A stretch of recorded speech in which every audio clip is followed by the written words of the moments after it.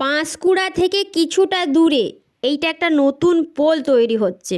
আর এর পাশেই কিন্তু রয়েছে একটা কাঠের পোল, যেটা দিয়ে কিন্তু যাতায়াত করছে প্রচুর প্রচুর মানুষ।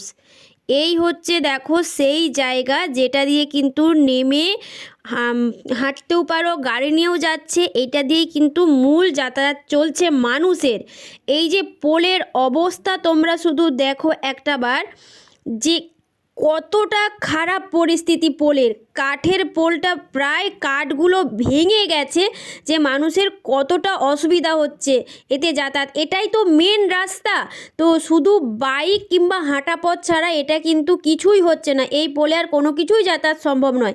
কিন্তু যেহেতু এটাই মেন রাস্তা, দয়া করে পোলটা একটু তাড়াতাড়ি তৈরি করুন, যাতে মানুষের সুবিধা হয়। বড় বড় গাড়ি বলুন, মানুষের অসুবিধা বলুন, কোনো কিছুতেই কিন্তু মানুষ স্বাভাবিকভাবে যেতে পারছে না। অনেক অসুবিধা হচ্ছে মানুষের।